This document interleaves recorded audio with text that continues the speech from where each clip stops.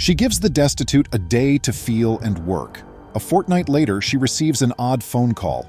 Welcome to USA Stories channel. Do not forget to subscribe and activate the bell button to receive all new updates.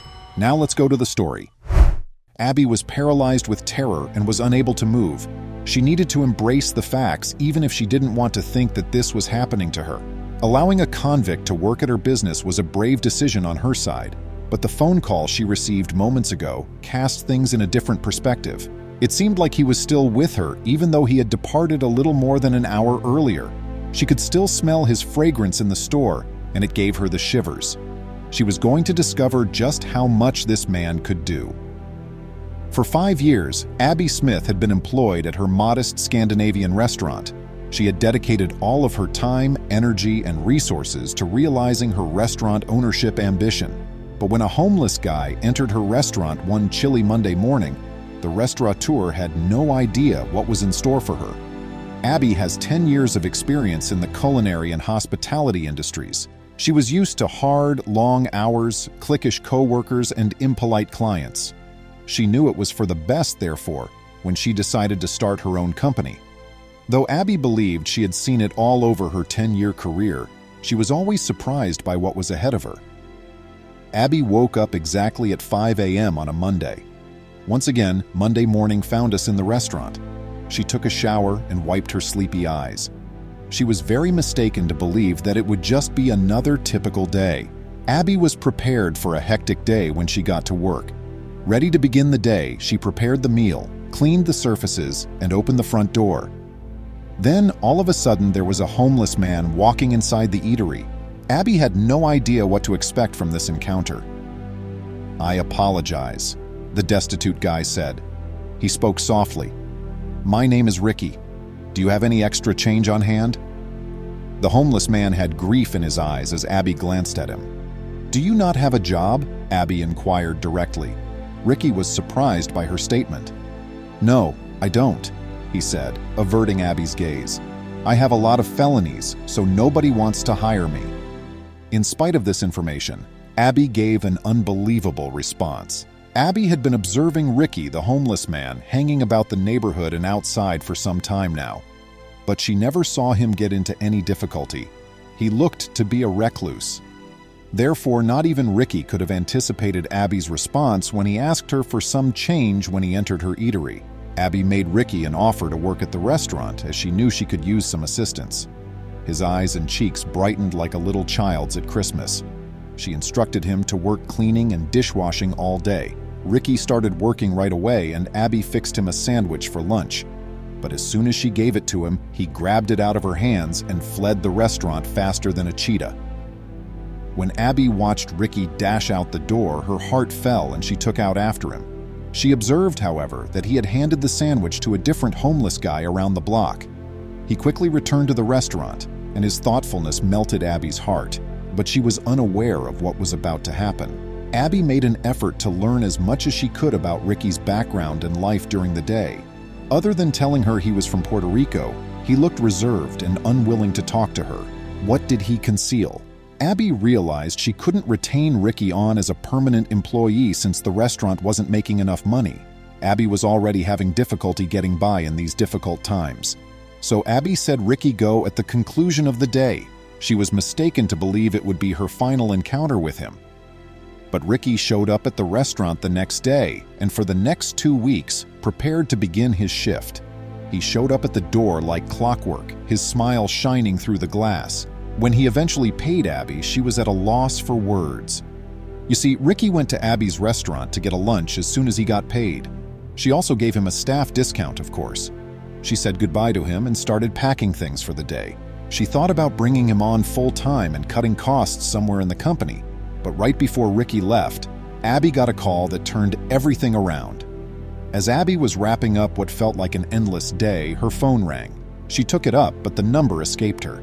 She hesitated before taking the phone. She was clueless about what was ahead. "Do you know Ricky?" was queried by a harsh, deep voice. Abby's pulse accelerated. "Who is the caller?" "It's the police," the voice declared. "We have some information about him that we think you should know." She begged the police to tell her all they knew about Ricky, fearing for her life. but she was unprepared for the response. Not in a millennium. The cops decided to look into Ricky's background because they claimed to have seen him about town several times. Ricky told them he was from Puerto Rico and had moved to the United States to pursue his acting career. But before long, he ran out of money and was left homeless. But Abby felt sick to her stomach when she heard what the cops stated next. Tomorrow, have him come in. Verify that he is present at your eatery. The police officers said, "We want to see him." Abby felt a shiver run up her spine. What prompted them to seek him out? Was something wrong with him? She reluctantly consented, but she had no idea what the cops were planning. The next day, Abby was apprehensive about her future when she got to work. Ricky arrived at the front door like clockwork. Abby wanted to tell him about the cops as soon as she saw him, but something inside her urged her not to. She would regret not telling him. Ricky was grinning as soon as he walked inside the restaurant. He got to work clearing the tables, but as soon as he saw 2 police officers enter, his smile transformed into a frown. Ricky attempted to escape the restaurant as soon as possible, but was halted by the 2 police officers. They refused to accept it. They responded, "Don't worry," and blocked the door. However, Ricky had good reason to be concerned of police personnel. You see, Ricky became homeless 4 years ago after he was unable to succeed as an actor and spent all of his remaining money. He took sure to avoid officers as much as possible because he was well aware that they weren't always the good ones. However, Ricky was unaware of what these 2 law enforcement agents intended to do to him. "Come with us now," they urged as they escorted Ricky outside and into the police vehicle. Abby, meantime, saw Ricky being pushed into the car while feeling ill to her stomach and staring out the window. How had she behaved? Had she made a grave error? Abby would fall to her knees when all was exposed in a matter of hours. After 2 hours, Abby was waiting impatiently for a response from Ricky or the police officers. Fortunately, the morning had been somewhat busy. However, the afternoon was approaching, and she was still waiting for a response. Abby was at a loss for words when she saw someone go through the door at 4:30 p.m. A well-groomed man wearing elegant attire entered and grinned at her. At first, she was unable to identify his face, but she could recognize his smile anywhere. It was Ricky, but he didn't look like him at all.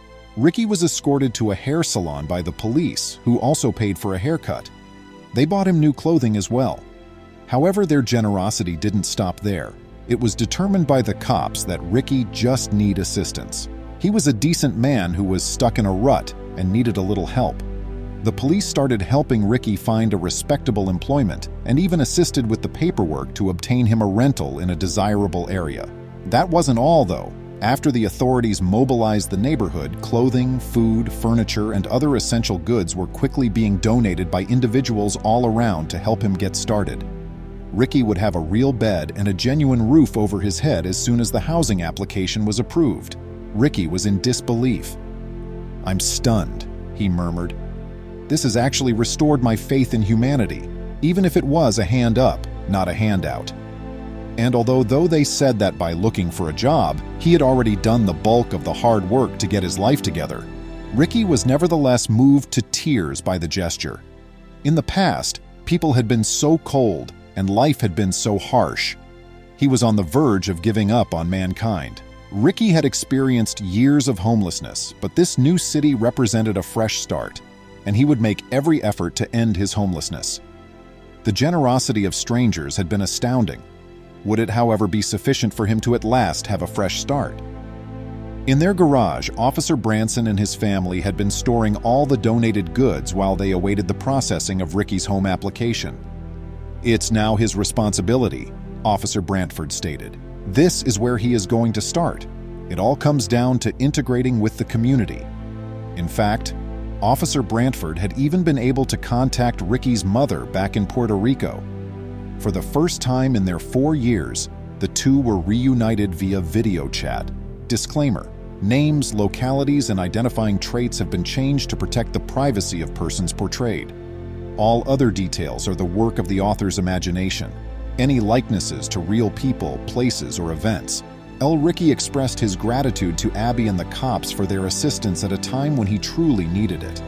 He had a house, a supportive neighborhood, concerned adults in positions of power, and the helping hands that would eventually enable him to live the life he had always wanted. Disclaimer: names, localities, and identifying traits have been changed to protect the privacy of persons portrayed. All other details are the work of the author's imagination. Any likenesses to real people, places, or events, living or dead, are pure coincidence. Until he checks beneath the hood, the man who inherited the ancient automobile was furious. He intended to grow up to be a man just like his father, who had meant the world to him. Everything had changed suddenly following his father's death, which was not surprising.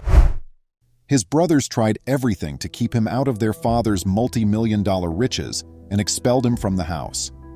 His late father had planned something his son would never have imagined, but all he was able to get was a dilapidated automobile that was collecting dust in the garage.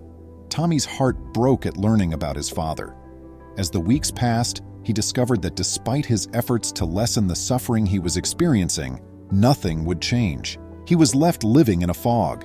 He had a great relationship and gained a lot of knowledge from his father.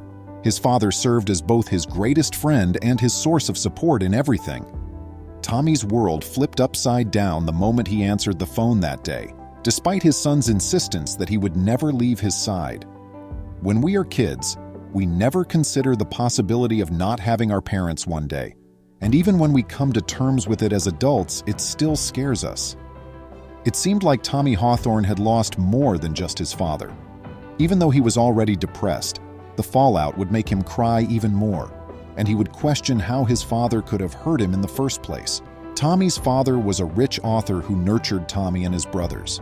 Their father raised kids by himself when they were growing up in London without a mother.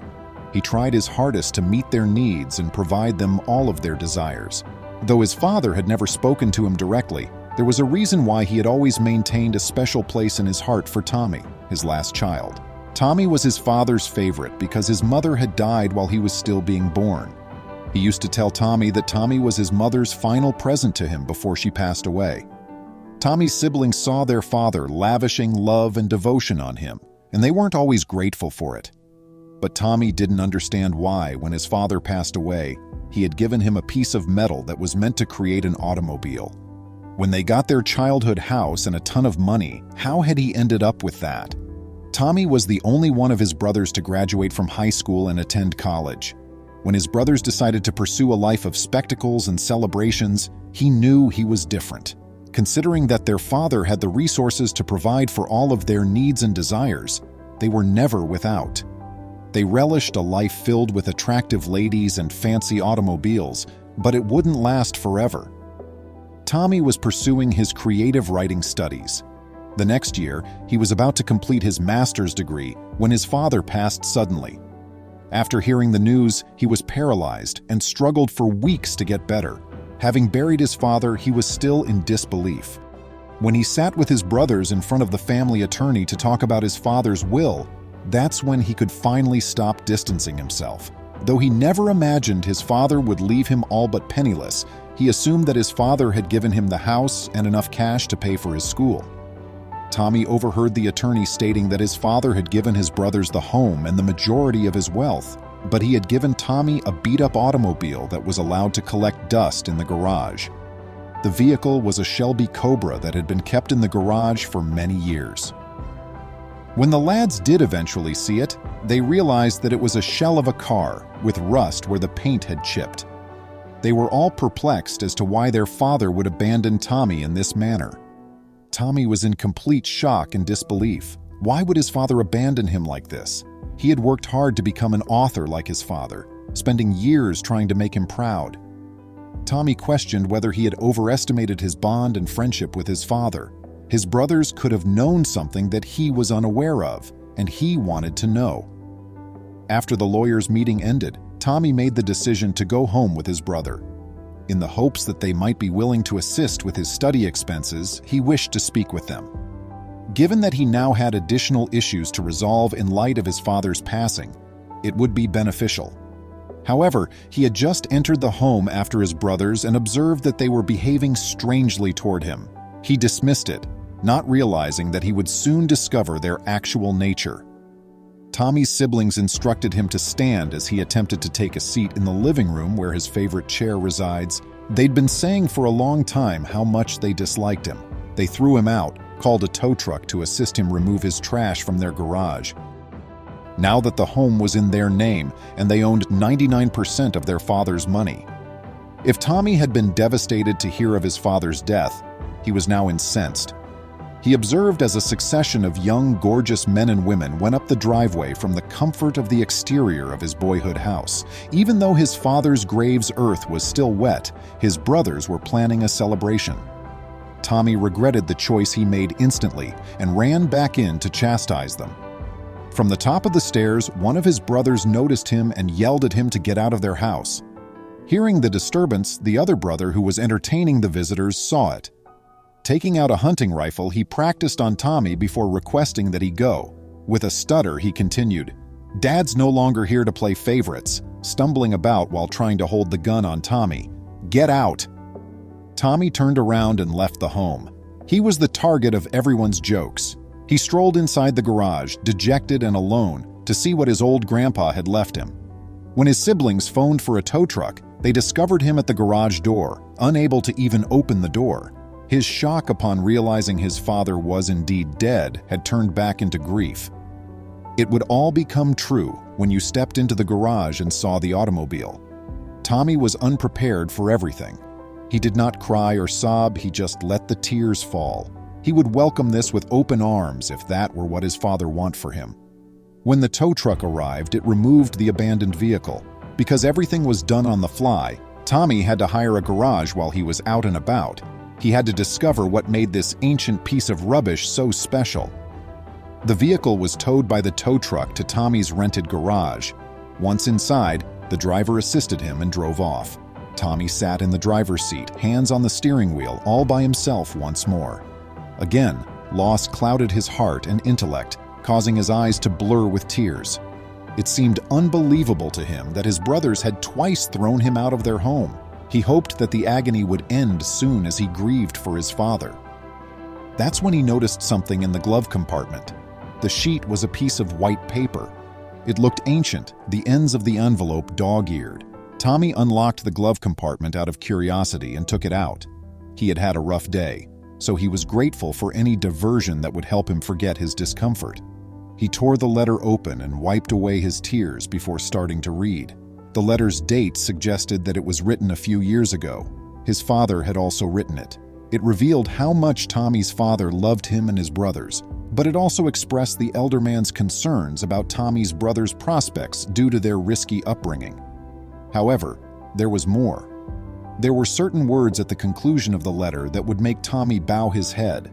Tommy's father had given him $60,000 sealed in the car's trunk, according to the last paragraph of the letter.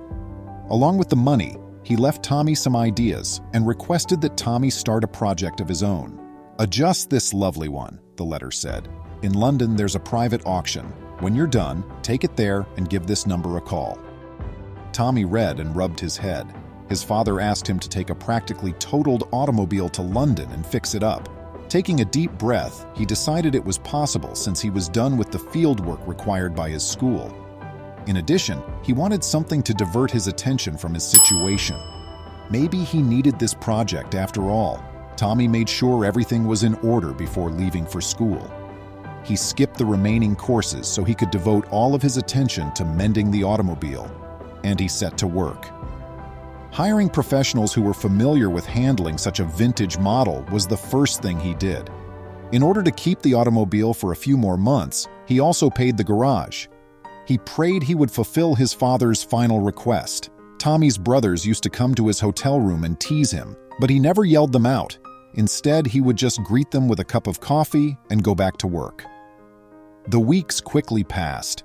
In addition, he had split the $60,000 his father had left him between school tuition, auto repairs, and the money he would need for transportation to get the car to London.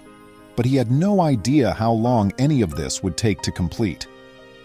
Tommy continued to fix the automobile for 2 years. His brothers had sold their childhood home and fled the nation to pursue their own dreams of adventure.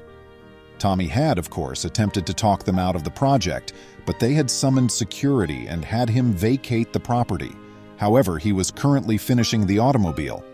Tommy understood what his father had been thinking just by taking one glance at the Shelby. Tommy's once-old abandoned vehicle had been restored into a stunning vehicle that attracted attention wherever it went.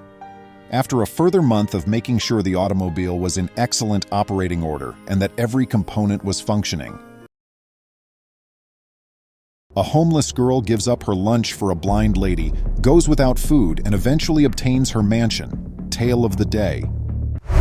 Great efforts to ensure the well-being and happiness of an elderly blind woman who shared her homelessness once she became friends with her. However, Lena was eventually made aware of the woman's startling secret when she lost that beloved old friend. Who said dreams made of gold could not belong to people who sleep on Tarek? Lena lay on the chilly sidewalk and gazed up into the dim streetlight, thinking lyrically. The girl gave a bashful attempt at poetry a grin, but it was short-lived. She wishes she could share her passion for poetry with someone. She had been placed in several foster homes by life, but none of them considered her to be anything more than a troubled child who would be hard to nurture. It makes sense why she fled from them all. Lena was also aware that poetry had no place on the street. The 20-year-old homeless girl was withering away on the streets, and the world was too serious to even glance at her or hear her ideas on life. Lena, however, liked being outside. They were dangerous and chilly, yes, but so were the residents of the most opulent mansions. Lena embraced her empty stomach and slept off when her eyelids became tired from the streetlight overhead. Lena had a seat just across from the public library, adjacent to the bus stop. She enjoyed having access to all of the knowledge and opportunities she wished to pursue. The library stood out as a ray of hope against the never-ending storm of tragedy she had experienced in her life. Be a rainbow in someone else's cloud. Since she was a young child, she had spent every Sunday there. She had become acquainted with the librarian by this point, and she was even granted permission to use the toilet and read whatever she wanted to read. The owner of the dilapidated, abandoned bistro next to the library was equally gracious. Though it was obvious that his affection for the defenseless, attractive girl had more to do with his kind daily offer of a leftover sandwich. Lena was making ends meet, but her young heart was being tormented by loneliness every day until she saw a fresh face on the streets. The elderly woman, disoriented and walking with a cane, was about to pass out from starvation when Lena's powerful hands broke her fall just in time. It was then that she realized the elderly woman was blind. Lacking the power to speak, the elderly woman croaked, "Water, water." Lena assisted the woman in sipping water from a bottle by opening her rucksack. The old lady drank a few little swallows, then breathed deeply and grinned at Lena. "Petal, thank you very much." She stretched her aching feet and added, "I thought I was going to die." "Not today, ma'am," Lena said with a grin as she examined the woman to make sure she was all right. "Please call me Beverly, or Bev for short. And you too?" "My name is Lena. Glad to have met you, Bev." The two women were silent for a brief period of time. They had no idea that life had brought them together for a reason on that particular road. But over the course of the following few months, one question would break the ice and they would become the closest friendship of their lives. "Would you like to have a sandwich?" Lena jumped at the chance to ask, wanting to be with someone. Bev took a moment to compose herself. She nodded, realizing that no one had ever asked her that question before, tears welling up in her hazy eyes. With her wrinkled fingertips, she touched the face of her savior and saw that she was young and attractive. Lena and Bev discovered a benefit to each other's companionship from that day forward. They had discovered a caring soul in all of mankind, even though the world remained the same uncaring place. Bev started to view the world through the eyes of the girl when Lena read her poems to her. Bev would frequently cry and give the little child a hug, overtaken by the passion in her speech. Bev would remark, "You have a bright life ahead of you. I just know it." Bev was an old woman who was never particularly forthcoming about her personal life, but Lena was more than pleased to take care of her. For Lena, it didn't matter. What mattered was that she was back in the presence of a mother figure. The one major issue Lena was still having trouble with was getting food. She knew it wouldn't be proper to use the cafe owner's sympathies for her to get more food, and she'd tried in vain to win over the goodwill of practically everyone who passed by. Of course, Lena thought to herself, I can let Bev have my lunch. She looks awfully frail, and I can always manage to find leftovers around the neighborhood. Consequently, Lena asked Bev to wait at the bus stop each afternoon while she went to get lunch. She would come back and give Bev the lunch right away. The old woman had inquired, "What about your lunch?" the first several times. "I see that I'm holding my own sandwich. Don't ask me to share, it looks way better than yours," Lena said, laughing away her hunger. The girl would go out later in the evening, while Bev was well sleeping, and scurry about for leftover food to satisfy her rumbling stomach. It had been about a year since the two women's endearing relationship began. Lena was walking back from the library one very brilliant Sunday afternoon when she saw Bev engaged in a serious conversation with a man dressed in a suit. He listened for the most part, then swiftly moved on. Bev gave the girl a gentle shoulder slap and burst out laughing, leaving Lena speechless. "Clearly a gold digger, that one," Lena remarked about the man. Regaining her composure immediately, Bev hugged Lena and said, "Don't forget that you are the daughter I never had, and you have a bright life ahead of you," all the while smiling. Bev's final hug made Lena's heart melt. She had no one left to share the sandwich with when she returned with it. On the streets that had become their home, Bev had taken her final breath. After a week without Bev's grin, Lena was overcome with loneliness once more. She noticed a familiar figure approaching her just as she was ready to cry again. It was the man dressed in a suit that she had seen the day before Bev passed away. "You! Why have you come here, and who are you?" Seeking someone to vent her rage on, Lena inquired. "Miss Beverly's attorney was me. She signed her will, which she had revised a few months prior, the day I went to see her." Lena paid close attention, though she was still perplexed as to how Bev, a low-income woman, could have afforded a lawyer with such a fancy appearance. "Miss Beverly gave everything to you, including her house and all of her fortune. Everything you require to know is included in this letter that she dictated to me." Lena, clueless, opened the letter and started to read.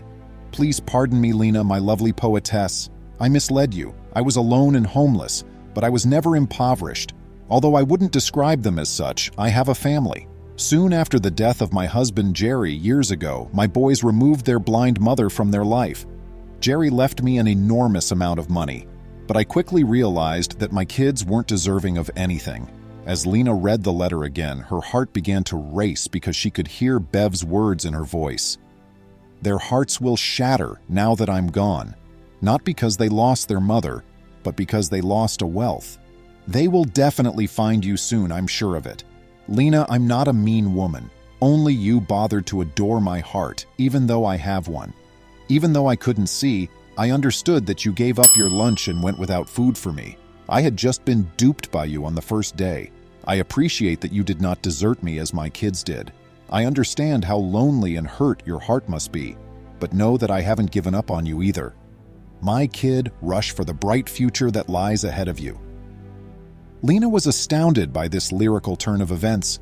Her soul friend had given her with a ticket to a new life, and she was still unsure of what to do with it. Sure enough, Bev's children eventually appeared in fancy automobiles, acting as though they were in real pain, and asked Lena for help. However, Lena knew she was doing it for herself and the lady who had transformed her life when she graciously reprimanded them and moved into the mansion that had been presented to her. What lessons may we draw from this tale? Be the sunshine for someone else.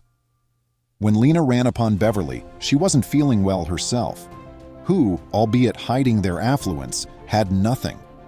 Despite her meager resources, Lena offered food and company to the defenseless blind woman out of kindness.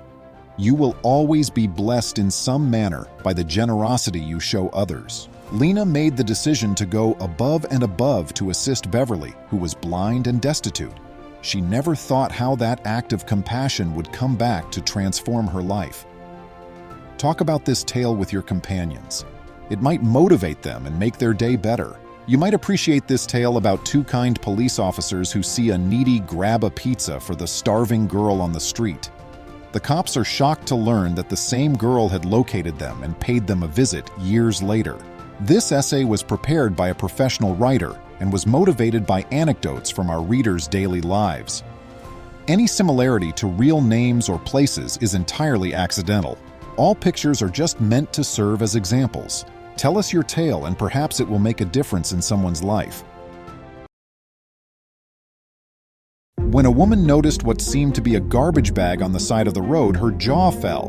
What's inside the bag, in your opinion? That will become clear in a minute. Melissa Sargent Lewis was one of those persons who just so happens to be in the right place at the right moment. When this woman glanced into a garbage bag she had found on the side of the road, her jaw fell. Melissa was an elementary school teacher in Kentucky, and as any mother of 2 children will attest, it may be challenging to leave the home on time each day.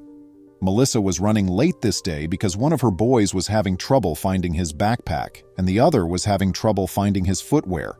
She had no idea that her boy's tardiness might save a life as she was running around the house trying to get them ready. She attempted to get to work as soon as she could after leaving her youngsters off at school. She made the decision to take an alternate route that would take her via Kentucky's rural roads. Well, she came upon a garbage bag while driving. Normally this wouldn't be so odd, but there was movement in this garbage bag. She knew there was life inside the bag and that it would probably have perished if she hadn't stopped when she drove up next to it. She forgot about being late to work and reached for her phone. She desired to record the event on camera. She was a little afraid as she walked up to the moving bag. It goes without saying that you had to be afraid since she had no idea what would be in the bag.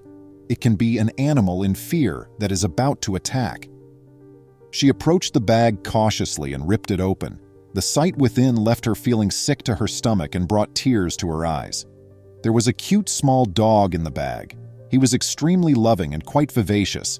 He began to bounce and wag his tail at the sight of Melissa. He showed her how appreciative he was to be discovered by licking her face when she scooped him up. Because the dog had on a collar, Melissa could see that he had formerly belonged to someone. Sadly, there was no identification on it. She was unable to leave the small puppy by alone on the side of the road with a clear conscience. Even if he wasn't in the bag, she realized that if she left him there, she would be just as awful as the person who had originally placed him there. She then loaded the dog into her car and drove him to work. Melissa took her 2 sons home from school that day and showed them the dog. Her concerns were for the puppy's well-being. She brought him to the veterinarian to make sure he was healthy, and the veterinarian estimated that the puppy was no more than 8 weeks old. Melissa took the puppy home after the veterinarian gave him his vaccines and the examination. Her curiosity in how the dog ended there on the side of the road was unabated. She pondered whether his owners had been harsh to him and had taken him from his house and abandoned him there. She uploaded a photo of the dog to the internet later that evening. She captioned the picture with, "If this is your puppy, please let me know. You are a sicko if you are the rascal who threw it by the side of the road in a trash bag." Melissa phoned the sheriff's department and animal control after sharing her photo. Who would do such a thing to such a little, defenseless animal was the question both organizations sought to answer. Unfortunately, they had very little opportunity of identifying the offender. The decision was made by Melissa and her boys to adopt the dog and bring him into the family. Since they found him in a garbage bag, they gave him the nickname Hefty. Hefty uploaded a video of the puppy with the comment, "He's playful," after the dog had been living with her for a few weeks. "We were just discussing his resilience. He wanders around with his new toys. He is amiable. He was priceless even on the day I took him into the school where I teach." Mrs. Kelly, the guidance counselor, has a deep affection for animals. The children adored him when she brought him to visit the 2nd grade class. Melissa was lucky to stop her car when she did. Had she not discovered that small man, he might not have survived on his own. Melissa and her boys have given Hefty a wonderful home and a loving family. Hefty has done as much for Melissa's family as they have done for him, according to Melissa. He has been a great addition to their small family, she adds, and he brought love and pleasure into her home. Please remember to subscribe to our channel, give us a thumbs up, and turn on the notification bell so you won't miss any of our videos. If you enjoyed the tale, the next video that plays on your screen will probably move you too.